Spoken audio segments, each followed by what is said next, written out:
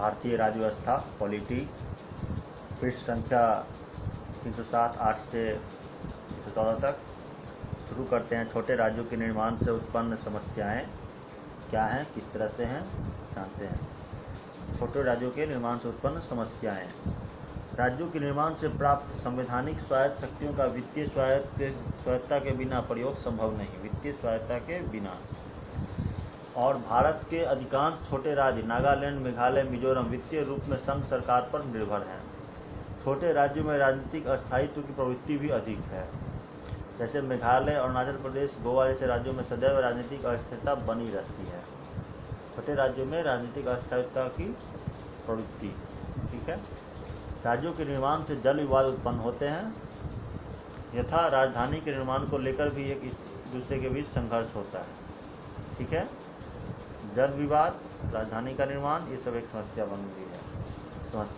निष्कर्ष, भारत में राज्यों का निर्माण के लिए प्रशासनिक कुशलता योजनाओं का बेहतर क्रियान्वयन भौगोलिक और सांस्कृतिक समरूपता के आधार पर बनाया जा सकता है।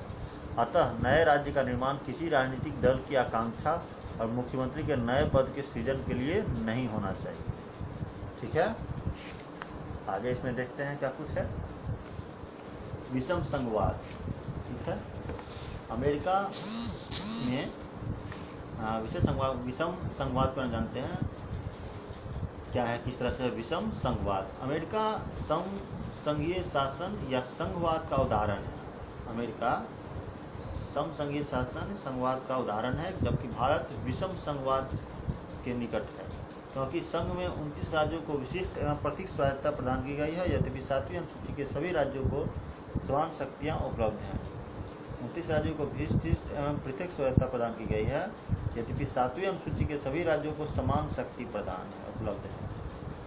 राज्यों को विशिष्ट शक्तियों का पहला उदाहरण 5वीं अनुसूची में है। राज्यों को विशिष्ट शक्ति का पहला उदाहरण कहाँ है, 5वीं अनुसूची में।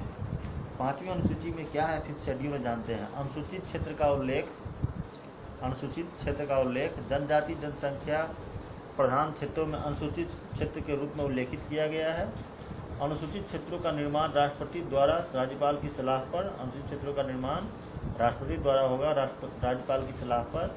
राज्यपाल को विशेष उत्तरदायित्व प्रदान किया जाता है 5वीं अनुसूची में। ठीक है। जिसके अनुसार संसद एवं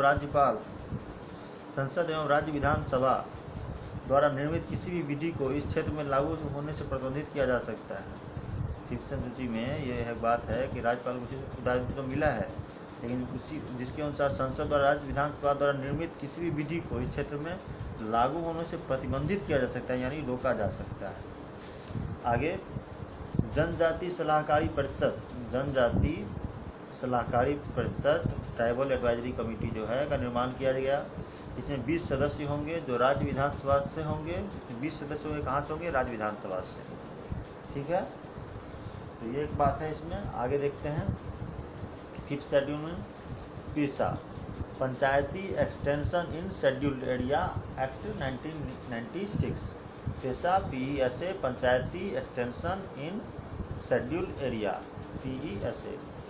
इसमें है कि दिलीप सिंह भूरिया समिति में आपको अनुशंसा के बाद 5वीं अनुसूची में प्रशासित राज्यों में भी पंचायती राज्य का विस्तार कर दिया गया, जिसके लिए पंचायती राज में अनेक संशोधन किए गए, जिससे यह अनुसूचित क्षेत्रों में लगाया जा सके।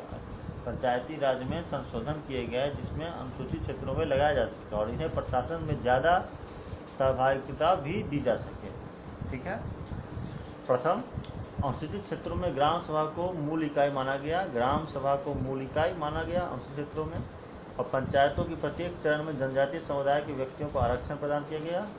प्रत्येक चरण में जनजातीय समुदाय को व्यक्तियों को आरक्षण। ठीक है। जनजातीय समुदाय के व्यक्ति भी लड़ेंगे।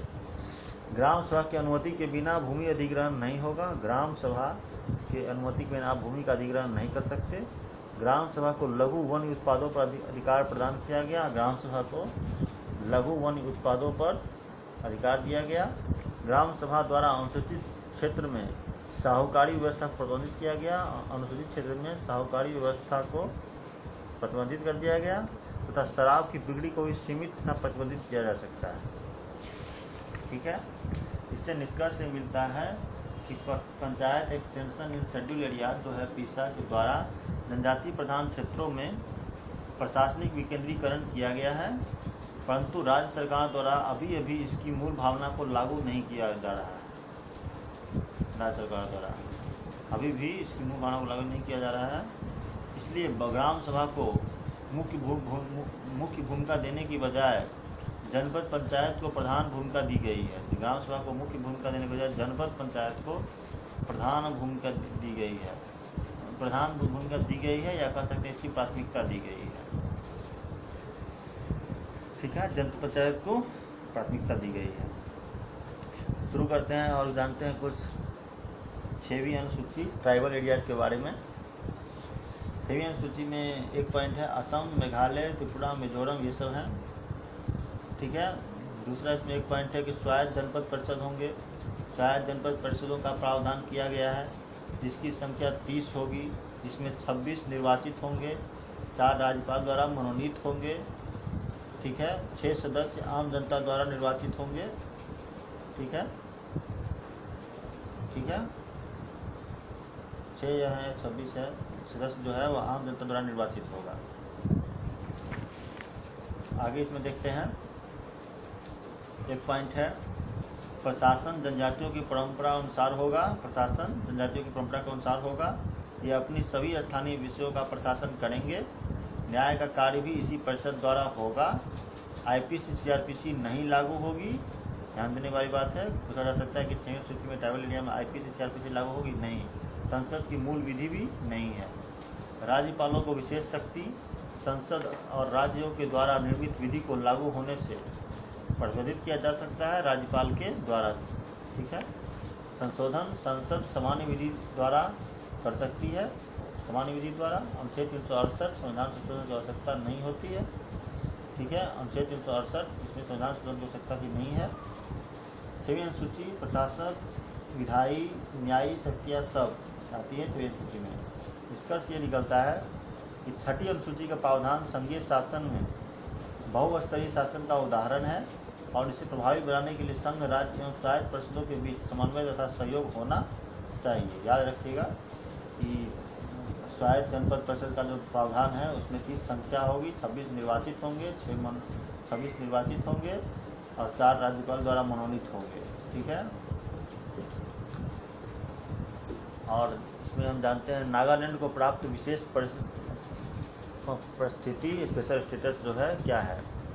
जम्मू कश्मीर तथा 6ठी अनुसूची के राज्यों की भांति अनुच्छेद 371 में, अनुच्छेद कौन से में, नागालैंड को मिला हुआ है 371 में स्पेशल स्टेटस, और कश्मीर को मिला हुआ था जम्मू कश्मीर को 370 में स्पेशल स्टेटस। जम्मू कश्मीर तथा 6ठी अनुसूची के राज्यों में भांति अनुच्छेद 371 में नागालैंड को विशेष स्वायत्तता दी गई है, जिसके अनुसार सामाजिक परंपराओं, वैवाहिक और धार्मिक मान्यताओं, भूमि अधिग्रहण, सिविल और आपराधिक विधियां जो संसद द्वारा निर्मित होती है, इस क्षेत्र में नागालैंड विधानसभा की सहमति के बिना लागू नहीं हो सकती।